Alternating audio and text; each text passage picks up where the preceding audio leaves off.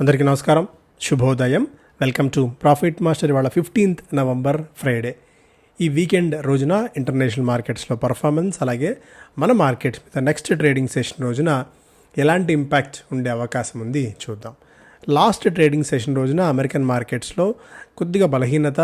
Nasdaq 0.6%, S&P 500 0.6%, డౌ Jones దాదాపుగా 0.5% మేర నష్టాలతో ముగిశాయి. ఎందుకంటే మనకు ఈ డొనాల్డ్ ట్రంప్ మేనియా తర్వాత మేబీ మార్కెట్స్ కొద్దిగా సెటిల్ డౌన్ అయ్యే ప్రయత్నం చేస్తున్నాయి. అందువల్ల ఈ వీక్నెస్ అని చెప్పలేం, బట్ సమ్హౌ మార్కెట్స్ ఒక కన్సాలిడేషన్ ఫేజ్లో అయితే కొనసాగుతున్నాయి. ఇంకా మొగుడు ఇంటికే రాలేదు, అప్పుడే గొడవ మొదలైంది అన్నట్టుగా Powell says the Fed doesn't need to be in a hurry to reduce interest rates. So అప్పుడే ఇంట్రెస్ట్ రేట్లు తగ్గించాల్సిన అవసరం లేదు, అంత హరీ అవసరం లేదు అన్నట్టుగా కూడా ఫెడ్ చీఫ్ జెరోమ్ పవెల్ చేసిన వ్యాఖ్యలు కొద్దిగా మార్కెట్స్లో టెన్షన్ పుట్టిస్తున్నాయి. Powell's comments drag investors down to earth from post election high. So election తర్వాత విపరీతంగా వచ్చిన అతి ఉత్సాహాన్ని ఆయన నీళ్లు చల్లారు, నీరు గార్చే ప్రయత్నం. మొన్న ఎలాన్ మస్క్ చేసిన వ్యాఖ్యలు, తర్వాత ఫెడ్ చీఫ్ నేను తొలగను అని ఆయన చేసిన వ్యాఖ్యలు, ఎందుకు ప్రెసిడెంట్ మాట కూడా ఫెడ్ వినే పరిస్థితిలో ఉండదు అనే డొనాల్డ్ ట్రంప్ గతంలో చేసిన వ్యాఖ్యలు, ఇవన్నీ చూస్తే సో జనవరి నుంచి కొద్దిగా అంతర్యుద్ధం లాంటి పరిస్థితి జరగవచ్చేమో అన్నది, అంటే చాలా మేజర్ రామిఫికేషన్స్ జరిగే ఛాన్సెస్ కూడా ఉన్నాయి. అండ్ దీనికి తోడు ఈ కొత్తగా ఏదైతే డిపార్ట్మెంట్ ఆఫ్ గవర్నమెంట్ ఎఫిషియన్సీ అని చెప్పి డొనాల్డ్ ట్రంప్ ఒక డిపార్ట్మెంట్ పెడుతున్నారో, దాదాపు $2 ట్రిలియన్ మేర ఖర్చులను నియంత్రణలో ఖర్చులను తగ్గించే ప్రయత్నం ఆయన చేయాలన్న ఆలోచన చేయటం చూస్తే సో ఇది కూడా ఓవరాల్గా మార్కెట్కి కొద్దిగా నెగిటివ్ అవుతుంది. అంత ఖర్చులు తగ్గిస్తే అన్న చాలా చాలా చేంజెస్, అంటే మనం ఊహించనివి మన చేతుల్లో లేనివి కూడా. సో వీటి నేపథ్యంలో కొద్దిగా మనం జాగ్రత్తగా ఉండాలి. అవుట్ సైడ్ ఎక్స్టర్నల్ ఫోర్సెస్ నుంచి వస్తున్న ప్రెజర్ ఏదైనా ఉంటే తట్టుకోవడానికి. దీని నేషన్ మార్కెట్స్ నికాయ్ +0.8% మేర లాభాలతో, హాంకాంగ్ కూడా 0.5% మేర లాభాలతో Nikkei as of no trade అవుతుంది. నికాయ్ 0.8% మేర లాభాలతో ట్రేడ్ అవుతుండగా హాంకాంగ్ 0.5% మేర లాభాలతో ట్రేడ్ అవుతుంది. షాంఘై కొద్దిగా బలహీనంగా ట్రేడ్ అవుతుండగా మన మార్కెట్స్ సెలవు తీసుకున్న సంగతి తెలుసు గురునానక్ జయంతి సందర్భంగా. ఇంకా ఎకనామిక్ టైమ్స్ ఫస్ట్ పేజ్లో ఈలోపు మనం గోల్డ్ 2 నెలల కనిష్ట స్థాయికి దిగి వచ్చింది. $2,570 దగ్గర. ఆయిల్ కూడా $72 దగ్గర ట్రేడ్ అవుతుంది. క్రిప్టో కరెన్సీలో బిట్ కాయిన్ కంటే డోజీ కాయిన్ మేబీ ఇంకొద్దిగా స్ట్రాంగ్గా పెరగవచ్చు అనేది స్ట్రీట్ ఆలోచన చేస్తోంది. ఎకనామిక్ టైమ్స్ ఫస్ట్ పేజ్లో India Inc fares well in September quarter minus oil and gas. Oil and gas సెక్టార్ని పక్కన పెడితే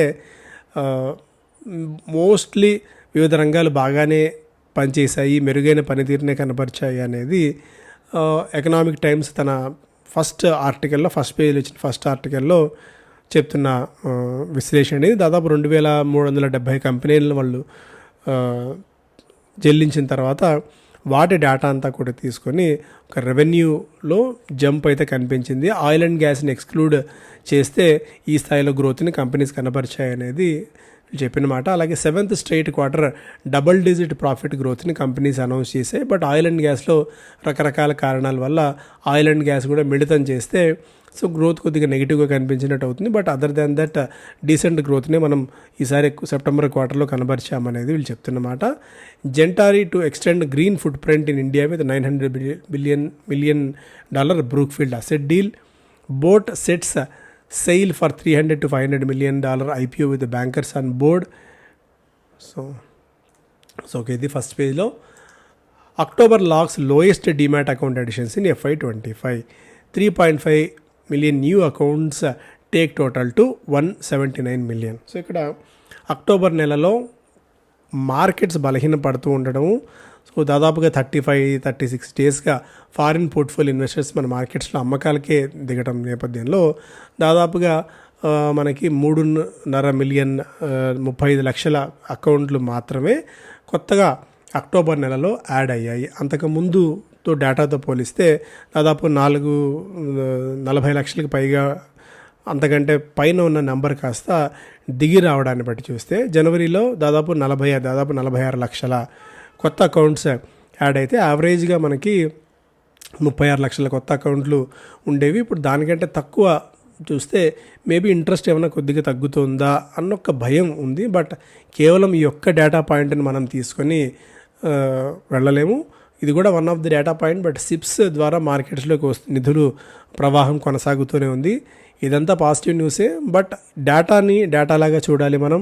సో డేటా ఈజ్ గోల్డ్ అని ముఖేష్ అంబానీ గారు చెప్తూ ఉంటారు. బట్ ఆ డేటానేమో ఇంటర్నెట్ డేటా. బట్ ఈ డేటా కూడా ఖచ్చితంగా గోల్డ్ అనే చూడాలి. ఎందుకంటే ఈ డేటా పాయింట్స్ అన్నింటినీ మనం క్రోడీకరించుకున్నప్పుడు మాత్రమే మనకు ఒక క్లియర్ అండ్ బిగ్గర్ పిక్చర్ తెలుస్తూ ఉంటుంది మార్కెట్స్లో. కాబట్టి mutual funds buy renewables, cement and pharma in October fall. So ఈ మధ్యకాలంలో కొత్తగా మ్యూచువల్ ఫండ్స్ కొనుగోలు చేసిన స్టాక్స్ ఉంటే State Bank of India mutual fund, SBI cards, కిర్ రేటింగ్స్ కొనుగోలు చేయగా ICICI Pru, Biocon, JB Chem, Crompton Greaves, HDFC ఏమో Nuvoco Vistas, Laurus Labs, Epigral, అంటే Nippon, Sansera, Sudarshan chemicals, K industries స్టాక్ని కొనుగోలు చేశాయి.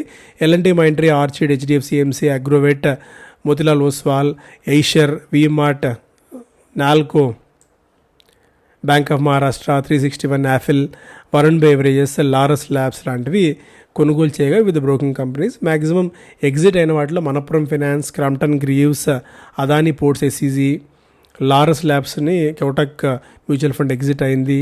United Breweries, Union Bank of India, Tata technologies, Nuvoco Vistas, Max Health.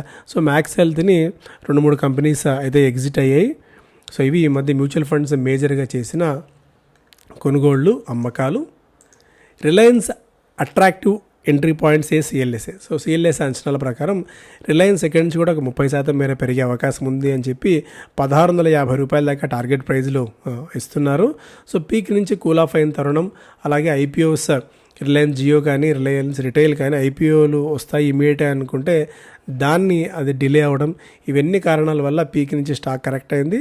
So ఇక్కడ నుంచి కొద్దిగా స్టాక్లో అప్సైడ్ పొటెన్షియల్ ఉండే ఛాన్సెస్ ఉన్నాయి అనేది సిఎల్ఎస్ఏ చెప్తున్న మాట. Grasim net slum 66% 390 crores. So Birla opus పేరుతో వచ్చి ఈ పెయింట్స్ ఇండస్ట్రీని అంతా గడగడలాడించిన గ్రాసిమ్ 390 కోట్ల రూపాయలకే పరిమితం అవ్వటం. నెట్ స్లమ్ 66% ప్రాఫిట్స్లో ఎఫెక్ట్ అయితే కనిపించింది. Cement business, paint business exceptional loss దాదాపు 84 కోట్ల రూపాయల ఎక్సెప్షనల్ లాస్ని అనౌన్స్ చేశారు. కాకపోతే క్యాపెక్స్ విపరీతంగా ఉంది. పెయింట్ బిజినెస్కి 8,500 కోట్ల రూపాయల మేర బిజినెస్లో క్యాపిటల్ ఎక్స్పెండిచర్ ఉన్న తరుణంలో సో దాని ఎఫెక్ట్ అయితే కొద్దిగా ఉంది గ్రాసిమ్ మీద. బట్ రాబోయే రోజుల్లో ఏ మేరకు ఇది సఫలీకృతమై ఏ మేరకు లాభాలను తెచ్చిపెడుతుంది, రిటర్న్ ఆన్ క్యాపిటల్ ఎంప్లాయిడ్ ఏ స్థాయిలో ఉంటుందనేది కూడా ఇక్కడ చూడాలి. Hero Moto Q2 profit rises 14%. So 14% మేర లాభాల్లో వృద్ధి నమోదు చేసింది హీరో మోటో. రిలయన్స్ ఇన్ఫ్రాస్ట్రక్చర్ 4,082 కోట్ల రూపాయల నికర లాభాలని జూలై సెప్టెంబర్ క్వార్టర్లో అనౌన్స్ చేయగా Mamaearth parent slips into red in Q2 reports 19 crores net loss. So revenue decline ఉంది ఆఫ్లైన్ రీస్ట్రక్చరింగ్ చేసిన తరుణంలో అని చెప్పి యాజమాన్యం చెప్తోంది. హొనాసా దాదాపుగా 19 కోట్ల రూపాయల నికర నష్టాలని ఈసారి అనౌన్స్ చేసింది.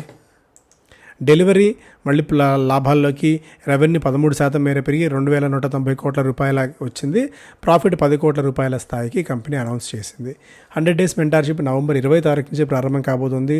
సక్సెస్ఫుల్ ఇన్వెస్టర్ కావాలి, ప్రొఫెషనల్ ట్రేడర్ కావాలి అనుకున్న ప్రతి ఒక్కరికి ఉపయుక్తమయ్యే ప్రోగ్రామ్ ఇది. లైవ్ ట్రేడింగ్ క్లాసెస్ ఉంటాయి. ఎప్పటికప్పుడు మెంటార్ మీకు అందుబాటులో జస్ట్ ఫోన్ కాల్ దూరంలో ఉంటారు. ఎగ్జిట్ తీసుకోవడానికి కానీ ఎంట్రీ తీసుకోవడానికి ఇలా రకరకాల డౌట్స్ ఏమన్నా ఉన్నా మీరు క్లారిఫై చేసుకోవడానికి. బిజినెస్ స్టాండర్డ్ ఫస్ట్ పేజ్లో 17% మేర ఎక్స్పోర్ట్స్లో వృద్ధి నమోదైంది 28 నెలల తర్వాత. అయితే ట్రేడ్ డెఫిసిట్ మాత్రం ఇంకా ఎక్కువగానే ఉంది. సో ఇది ఫస్ట్ పేజ్లో. Garware Hitech almost all time high చేసి ఈ ఇయర్లోనే 206% మేర పెరిగింది. డిష్మన్ కార్బోజన్ ఆల్మోస్ట్ 19% మేర పెరిగింది. New F&O entrants to reshuffle the deck for Nifty 50 Sensex. Maybe Nifty 50లోకి జొమాటో, జియో ఫైనాన్షియల్ కూడా రావచ్చేమో అన్నది ఒక అంచనా. వాటి స్థానంలో అంటే బీపీసీఎల్, ఐషర్ మోటార్స్ని పక్కకు తప్పించి ఈ 2 స్టాక్స్ రావచ్చేమో అనేది ఒక అంచనా ఉంది. సో వెయిట్ చేస్తున్నాం, మనం వెయిట్ చేయాలి. మేబీ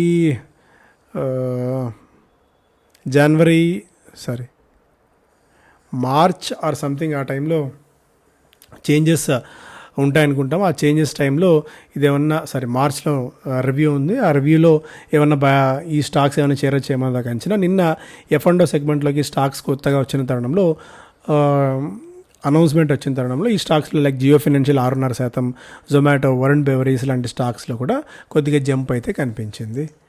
ఈక్విటీ మ్యూచువల్ ఫండ్స్కి powder dry amid volatile market. So దాదాపుగా 1,70,000 కోట్ల రూపాయల మేర క్యాష్లో లిక్విడ్ అసెట్స్ పెట్టుకొని, లిక్విడ్ క్యాష్ పెట్టుకొని వివిధ ఏఎంసీలు ఉన్నాయి. ఎందుకంటే ఏదైనా ఆపర్చునిటీ వచ్చినప్పుడు కొనుగోలు చేయడానికి PPFAS, క్వాంట్ అండ్ SBI క్యాష్లో చాలా గరిష్ట స్థాయిలో క్యాష్లో ఉన్నారు అనేది కూడా ఒక అప్డేట్ ఇది. సో మార్కెట్స్ అవైట్ చేస్తున్నాయి, మ్యూచువల్ ఫండ్స్ కూడా అవైట్ చేస్తున్నాయి. ఏదైనా ఆపర్చునిటీ వచ్చినప్పుడు కొనుగోలు చేయడానికి అమ్యునిషన్ని అంటే యుద్ధ సామాగ్రిని సిద్ధం చేసుకున్నాయి. Ola electric faces CCPA investigation. ఇక్కడ ఓలా మీద రెగ్యులర్ కంప్లైంట్స్ రావడము. సో దీంతో consumer rights regulator CCPA detailed probe ఒకటి ఆర్డర్ చేసింది. సో డెఫిషియన్సీస్ ఏమైనా ఉన్నాయి సర్వీసెస్లో అన్న అంశాల మీద నిజం తెలుసుకోవడానికి, నెగ్గు తేల్చడానికి సెంట్రల్ కన్జ్యూమర్ ప్రొటెక్షన్ అథారిటీ యాజమాన్యం చెప్తున్న దానికి నిజంగా గ్రౌండ్లో రియాలిటీ ఏ మేరకు ఉంది అని చెప్పి తెలుసుకోవడానికి. సో మేబీ ఈ రిపోర్ట్ ఆధారంగా కూడా ఓలా స్టాక్లో కొద్దిగా వాలటాలిటీ మనకు ఉండే ఛాన్స్ ఉంది. అగ్రోటెక్ ఫుడ్స్ భారతీయ గ్రూప్కి చెందిన డెల్ మాంటేని 1,300 కోట్ల రూపాయలకు కొనుగోలు చేయబోతోంది. ఇంకా BHEL స్టాక్ కొద్దిగా కాషియస్గా ఉండాలి. భారీ ప్రాజెక్ట్ వీళ్లకు భారీ డీల్ వచ్చినప్పటికీ కూడా కాషియస్గా ఉండాల్సిన సమయం అని చెప్పి CLSA చెప్తుంది. ఎందుకంటే గరిష్ట వాల్యుయేషన్ దగ్గర స్టాక్ ట్రేడ్ అవుతుంది కాబట్టి the brokerage has hiked this target price to 205 from 189. Target ప్రైజులు పెంచినప్పటికీ కూడా సో అప్రమత్తంగా ఉండాలి అనేది ఓవరాల్గా చెప్తున్నమాట. ఎందుకంటే హై డాఫిట్స్ వాల్యుయేషన్స్ స్టాక్ పెరిగింది కాబట్టి. దాదాపుగా 17 మంది అనలిస్టులు ఈ స్టాక్ని ట్రాక్ చేస్తుంటే 6 బై రేటింగ్ ఇస్తున్నారు, 2 హోల్డ్ రేటింగ్ ఇస్తుంటే 9 మంది అనలిస్టులు సెల్ రేటింగ్ ఇస్తున్నారు BHEL స్టాక్కి. ఓవరాల్గా కన్సెన్సస్ రేటింగ్ ప్రైస్ టార్గెట్ ప్రకారం మేబీ ఇక్కడి నుంచి కూడా ఒక 7% అప్సైడ్ పొటెన్షియల్ ఉండే ఛాన్సెస్ BHELలో ఉన్నాయనేది. బట్ స్టాక్ బాగా పెరిగింది కాబట్టి ఎప్పుడైతే స్టాక్ పెరుగుతుందో రిస్క్ పెరుగుతుంది, రివార్డ్ తగ్గే ఛాన్సెస్ ఉంటాయి. KPI గ్రీన్ ఎనర్జీ బోనస్ షేర్స్ని అనౌన్స్ చేస్తుంది. ఒక share the company will issue 1 bonus equity share of ₹5 each for every 2 existing shares. So 2 షేర్లకు ఒక షేర్ని బోనస్ షేర్ కంపెనీ అనౌన్స్ చేస్తుంది. రాబోయే 2 నెలల కాలంలో ఇవి షేర్స్ క్రియేట్ అవుతాయనేది యాజమాన్యం చెప్తున్నమాట. సో ఇవి ప్రధానంగా ఈ వారాంతంలో వార్తలు. Thank you so much. Have a great weekend.